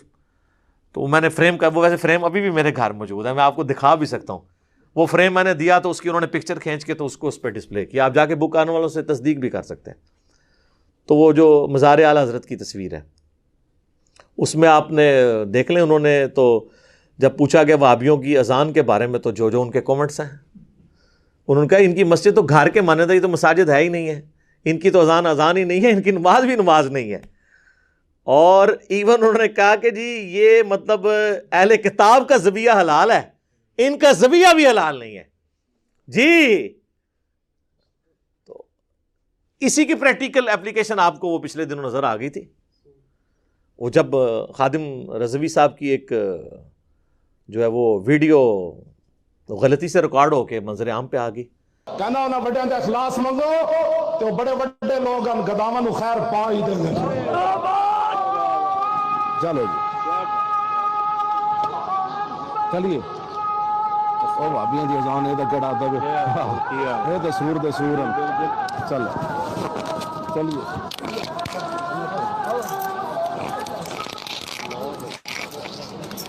علادہ بات ہے کہ وہ ان کے ماننے والے اس کی تعویل کر رہے ہیں. ان کو کہے اس کی تو تعویل چھوڑ دیں. اعلیٰ حضرت نے تو اس سے سخت باتیں لکھی ہوئی ہیں، اس کی تو تعویل ممکن نہیں ہے نا. اس کو ویڈیو کہہ سکتے ہیں. وہ اعلیٰ حضرت کے ملفوظات بھی ایڈیٹڈ ہوئے ہیں، ان کو پتہ ہے یہ کیا ہے. تو وہ کوئی نہیں ہے، وہ بالکل اپنے کانٹیکسٹ کے ساتھ وہی بات انہوں نے کی ہے. ظاہر ہے کہ وہ، اور میں اس میں اہل حدیث تو فوراً دفاع پہ سامنے آ گئے نا کہ جی ہمیں انہوں نے وہ خنزیر والا ٹائٹل دیا ہے. ویسے وہ جب بول رہے تھے نا تو وہ اہل حدیث کو نہیں کہہ رہے تھے، وہ مزار قائد پہ، مزار اقبال پہ بیٹھے ہوئے تھے. اور جو بادشاہی مسجد ہے نا وہ دیوبندیوں کے انڈر ہے. تو ذرا تھوڑے سے محتاط ہو جائیں کہ بریلوی جو ہیں وہ دیوبند اور اہل حدیث دونوں کو ہی وہابی کہتے ہیں. تو اہل حدیث خواہ جو ہے وہ سیکھ پاؤ کے کلپ ریکارڈ کرا رہے ہیں. بیسیکلی تو دیوبندیوں کو کلپ ریکارڈ کروانے چاہیے. اچھا دیوبندیوں نے بھی کرائے ہیں کیونکہ ان کو پتا چل گیا تھا کہ ہمیں کہا گیا. اہل حدیث کو نہیں انہوں نے کہا تھا، وہ دونوں کے ہی. اہل حدیث کو تو اس سے بھی وہ آگے کی ورژن سمجھتے ہیں نا. لیکن وہ جو کہہ رہے تھے نا یہ وہابیاں دی اذان ہے، تو وہ اذان ہو رہی تھی بادشاہی مسجد میں، اور بادشاہی مسجد اہل حدیث کے انڈر نہیں ہے، وہ دیوبندیوں کے انڈر ہے. تو وہ وہابی ان کو کہہ رہے تھے. اعلیٰ حضرت بھی دیوبندیوں کو وہابی کہتے ہیں. ایون بہار شریعت میں بھی اہل حدیث کو وہابی کہا گیا. ٹھیک ہے نا. ان کو پیور وہابی اور دیوبندیوں کو گلابی وہابی. وہ آپ بہار شریعت کا مقدمہ پڑھ کے دیکھ لیں. وہ ٹاپک کہیں اور چلا جائے گا پھر. تو میرے پاس تو بہت کچھ کہنے کو ہے. ظاہر ہے میری تو اپنی پوری زندگی کے سمجھ لیں ابھی 43 ایئرس ایج ہے، تو 31 ایئرس تو میرے بریلویت میں گزرے ہیں. 10 سال میں سبز پگڑی بھی باندھتا رہوں، دعوت اسلامی میں بھی رہوں. تو میں نے یہ حسام الحرمین اپنی داڑھی مچھ نکلنے سے پہلے کی پڑھی ہوئی ہے. مجھے پتہ ہے اس میں کیا کچھ لکھا ہے. انہوں نے 1905 میں حسام الحرمین احمد بریلوی صاحب نے لکھی، اور اس میں علماء دیوبند، 4 علماء دیوبند پہ اور 5ویں غلام احمد قادیانی دجال کے اوپر انہوں نے کفر کے فتوے لگائے. اور اسے کنکلوڈ کرتے انہوں نے لکھا کہ ان کے کفر کے اوپر اجماع ہے، اور یہ بالاتفاق مرتد ہیں، یعنی واجب القتل. اور ان کے کفر میں شک کرنے والا بھی کافر. یعنی سارے دیوبندی جو اپنے ان سارے بزرگوں کو انکلوڈنگ اشرف علی تھانوی صاحب ان پہ بھی فتویٰ تھا، وہ تو رحمۃ اللہ علیہ کہتے ہیں، تو یہ کروڑوں دیوبندیوں کو کافر ڈکلیئر کر دیا، اور کتاب کا نام رکھا حسام الحرمین. یہ لفظ ہے حسام الحرمین، حرمین کی تلوار. اور علماء عرب سے اس وقت کے جو صوفی تھے فتوے بھی لے لیے، انہوں نے پھر 26 سوال لکھ کے یہاں بھیجے. تو یہاں دیوبند کے جو اس وقت بہت بڑے شیخ الحدیث تھے خلیل احمد سہارنپوری، جو شیخ زکریا کاندھلوی فضائل اعمال والے کے پیر و مرشد ہیں، انہوں نے فضائل اعمال میں ان کے حوالے بھی دیے ہیں. انہوں نے اس 26 سوالات کے جوابات دیے حسام الحرمین کے اگینسٹ، اور اس کتاب کا نام رکھا المہند علی المفند، ہند کی تلوار ایک سٹھیائے ہوئے پاگل بابے کے اوپر. اور پاگل بابا کسے کہا؟ احمد رضا بریلوی صاحب کو. اور اس میں انہوں نے لکھا کہ احمد رضا بریلوی اور ان کی پوری جماعت ایک شیطانی لشکر ہے جو ہمارے علماء دیوبند رضی اللہ عنہم پر حملہ آور ہوئی ہے، جس طرح کے شیاطین حملہ آور ہوتے تھے انبیاء کے اوپر. 14ویں صدی کے علماء کو انہوں نے رضی اللہ عنہم اور ان کو مطلب کس لیول کے اوپر جا کے ٹریٹ کیا ہے کہ انبیاء پہ جیسے شیاطین حملہ آور ہوتے تھے نا. تو اس کا مطلب یہ ہے کہ دیوبندیوں نے المہند کے اندر بریلویوں کی پوری جماعت کو شیطانی لشکر ڈکلیئر کر دیا، کروڑوں لوگوں کو. تو مجھے بتائیں جن کے بزرگ اتنی بڑی بڑی دراڑیں ڈال کے گئے ہوں، تو اب وہ ایک پلیٹ فارم پہ کیسے اکٹھے ہوں؟ مجھے لوگ کہتے ہیں نا اتحاد امت، اتحاد امت اس وقت ہوگا جب آپ بابوں سے دستبردار ہوں گے، بابے بھی سلامت رہیں اور اتحاد امت بھی ہو جائے. ایسا ہو نہیں سکتا، یہ پاسبل نہیں ہے. وہ طارق جمیل صاحب کا فارمولہ ہے نا جی، اپنا چھوڑو نہ کسی کا چھیڑو نہ، نہیں، اس کو الٹ کریں، اپنا پہلے چھوڑو اور باقیوں کو بھی چھیڑ کے دیکھو، ان کے پاس بھی کوئی حق موجود ہے. اور قرآن سپورٹ کرتا ہے فَتَقَطَّعُوا أَمْرَهُمْ بَيْنَهُمْ زُبُرًا كُلُّ حِزْبٍ بِمَا لَدَيْهِمْ فَرِحُونَ. ہر گروہ اس کے اوپر خوش ہے جو اس کے پاس ہے کہ میرے پاس تو یہ حق موجود ہے، چلو باقی جگہ کوئی باطل ہوا بھی تو خیر. انبیاء کے جانے کے بعد فَتَقَطَّعُوا أَمْرَهُمْ بَيْنَهُمْ زُبُرًا، انبیاء کے جانے کے بعد ان کے ماننے والوں نے دین کو پارا پارا کر دیا. کل حزب بما لدیہم فرحون، ہر گروہ اس کے اوپر خوش ہے جو اس کے پاس ہے. بریلوی خوش ہیں جی ہمارے پاس عشق رسول ہے، دیوبندی کہتے ہیں جی ہمارے پاس جو ہے عظمت صحابہ ہے، اہل حدیث کہتے ہیں جی توحید تو ہم نے پکڑی ہوئی ہے، شیعہ کہتے ہیں جی اہل بیت کا تو ہم ہی دفاع کرتے ہیں، اور سارے اپنی اپنی جگہ پہ خوش ہیں اور باقی ساری چیزوں کے اوپر کمپرومائز کیے ہوئے. تو یہ کبھی بھی ایک دوسرے کے لیے دعا نہیں کریں گے، کیونکہ ان کے بزرگوں نے جتنی بڑی دراڑیں ڈال دی ہیں وہ اب فل نہیں ہو سکتی ہیں جب تک کہ بزرگوں سے دستبردار ہو کے ہم کتاب و سنت کو بنیاد نہ مان لیں. یہ ساری باتیں میں یعنی اس موقع کے اوپر اس لیے ضروری سمجھ رہا تھا، مجھے پتہ ہے کہ یہ کلپ کئی لوگ دیکھیں گے تو ہمارا درد بھی ان تک پہنچے کہ خادم رضوی صاحب کے مشن کو آپ آگے لے کے چلیں. ان کا جو مشن ہے اس حوالے سے ان کے اپنے ماننے والے تو کم از کم لے کے چلیں کہ اپنے گھر کی تو صفائی کریں. اور اگر آپ کہیں گے کہ یہ اپنے گھر کی صفائی ہم نے نہیں کرنی اور ہم نے دوسرا کوئی گستاخ ہوگا اس کے بارے میں ہم نے باتیں کرنی ہے، تو سر پھر یہ آپ کی ڈاکٹرن کون قبول کرے گا؟ یہ تو ڈاکٹرن آپ کی قبول نہیں ہو سکتی. اور یہ ہم بالکل کسی کو چھیڑنے کے لیے یہ باتیں نہیں کر رہے ہوتے، پورے اخلاص کے ساتھ یہ باتیں کر رہے ہوتے ہیں. اس کو کوئی یہ نہ سمجھے کہ مجھے موقع ملا تو میں نے پھر جو ہے وہ ان کے ساتھ یہ والا معاملہ کر دیا. ایسا نہیں ہے، بلکہ بعض اوقات انسان جاگ اٹھتا ہے جب اسے چیزیں ہائی لائٹ کی جاتی ہیں کسی خاص غم کی کیفیت کے اندر، بعض اوقات کوئی بات کلک کر جاتی ہے تو ہم جو ہے وہ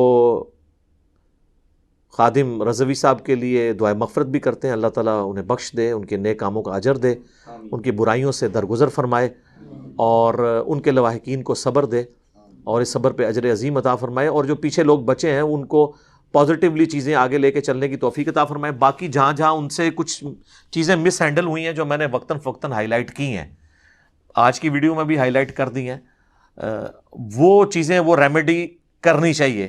اس کے اندر امپرومنٹ والا جو معاملہ ہے وہ مسلسل جاری رکھیں. ظاہر ہے کوئی بھی شخص پرفیکٹ نہیں ہوتا، تو میں نے کچھ چیزیں ہائی لائٹ کی ہیں. تو ہم باقی ملکوں کے جو گستاخانہ خاکے ہیں ان کو تو ہم کنڈیم ضرور کریں گے، لیکن جو ہمارے اپنے اختیار کے اندر ہے ہم وہاں پہ تو چیزوں کو ایڈریس کر سکتے ہیں.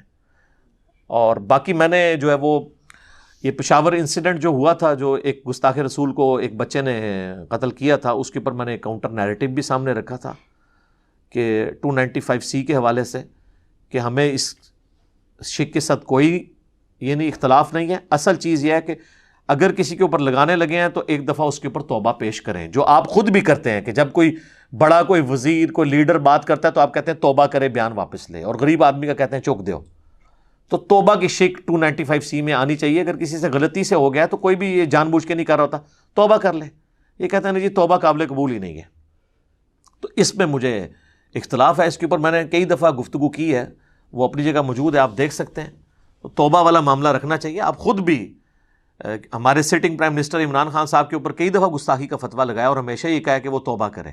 لفظ ذلیل کے اوپر بھی میری بھی ویڈیو آئی تھی, تو میں نے اس میں بھی کہا تھا کہ اس سے توبہ آپ ڈیمانڈ کر رہے ہیں. باقی غریب آدمی جو ہوتا ہے آپ اس کو اٹھا دیتے ہیں, اس پہ 295C لگا دیتے ہیں. تو سب سے توبہ ہی ڈیمانڈ کیا کریں. ہاں جب کوئی عادی مجرم بن جاتا ہے اور وہ توبہ پہ آمادہ نہیں ہوتا, وہ تو فساد فی الارض آتا ہے, تو وہ 295C کی سزا تو میں قرآن سے سورۃ المائدہ کی آیت نمبر 32-33 میں جو آیت محاربہ کے حوالے سے سزا آئی ہے اس کے تحت ہم اس کو واجب القتل سمجھتے ہیں. مجھے کوئی اس میں آر نہیں ہے, اور نہ ہمیں اپنے عشق رسول کا سرٹیفکیٹ کسی سے لینا ہے. ہاں الحمدللہ, جس نے سرٹیفکیٹ لینا ہے ہم سے آگے ضرور لے لیں. جس کو زیادہ شوق ہے نا سرٹیفکیٹ دینے کا, تو وہ پھر اس کو ہم یہ کہیں گے ہم سے آ کے لے. ویسے اگر کوئی کسی کو نہیں ہے تو کوئی ٹھیکیدار نہیں ہے اس کا. ہر مسلمان جو ہے وہ محبت رسول رکھتا ہے. لیکن وہ لوگ جو دوسروں کی عبارتوں کو تو گستاخانہ کہتے تھے, اپنی عبارتیں نکلیں تو وہ امتحان میں ہی آ کے فیل ہو گئے.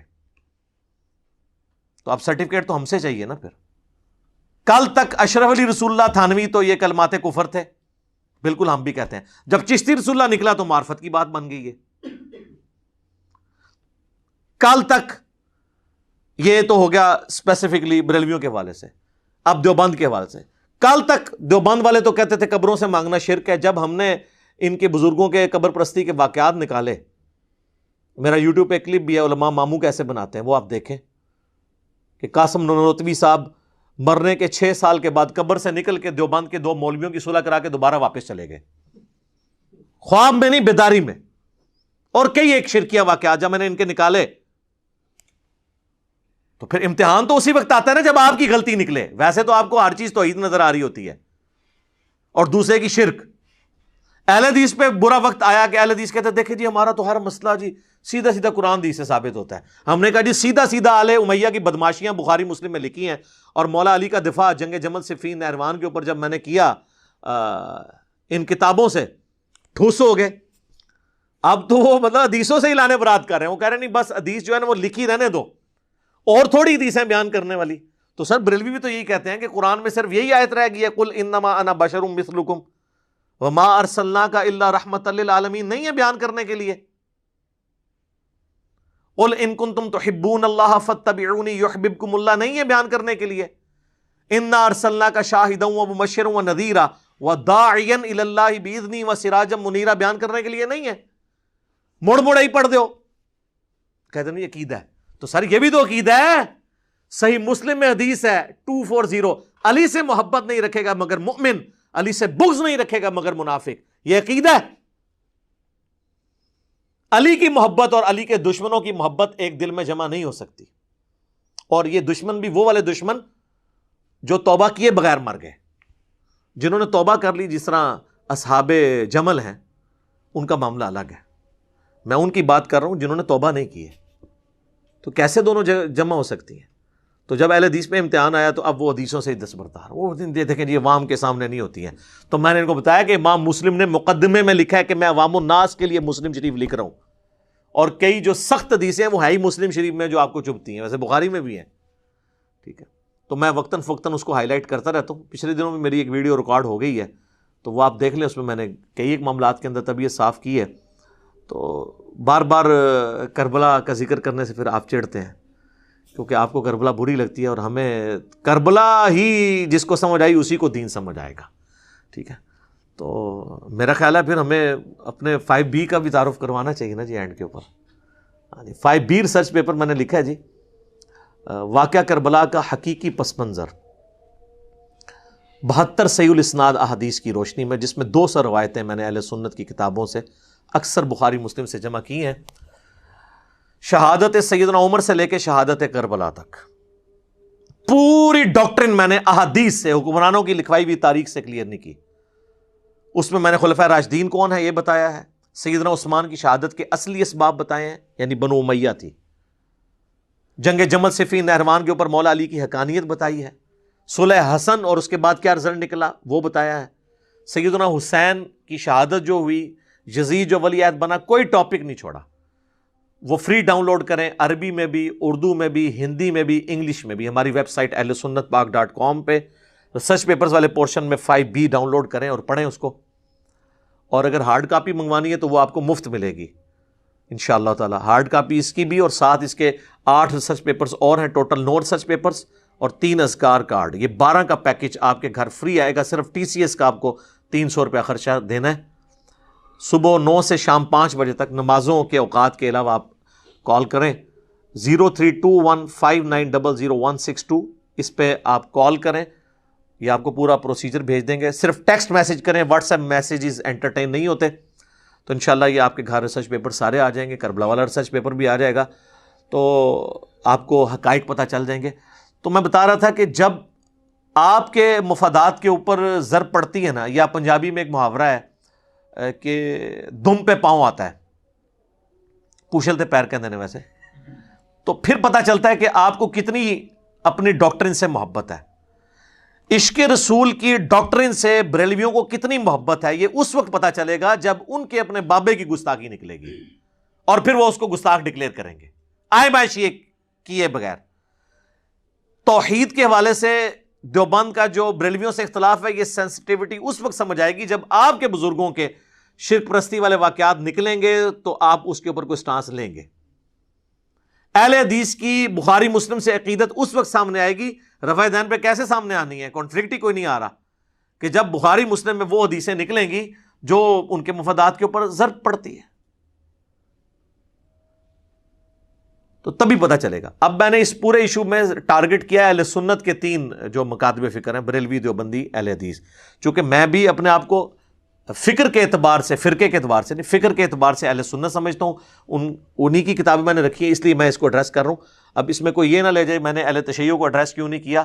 ان کو تو ہم بعد میں دعوت پیش کریں گے نا، پہلے تو ہم اپنے گھر کی صفائی کر لیں نا، ان کو پھر ہم بتائیں گے. ویسے تو میں ان کو بھی دعوت، الحمدللہ اللہ کے شکر ہے، کئی ایک ویڈیوز ریکارڈڈ. ابھی حال ہی میں جب آصف علوی نے گستاخی کی ہے تو نہج البلاغہ سے میں نے مولا علی علیہ السلام کے 7 خطبات اور ایک خط بھی ہے اس کے اندر شامل ہے، اس سے میں نے پوری کے پورا خلفائے راشدین کا، خلفائے ثلاثہ کا دفاع کیا، وہ بھی ریکارڈڈ موجود ہے. لیکن اصل مسئلہ ہے اہل سنت کو اپنے گھر کی خبر لینی ہے اور دیکھنا ہے کہ ان میں کہاں کہاں پہ خرابیاں پائی جاتی ہیں.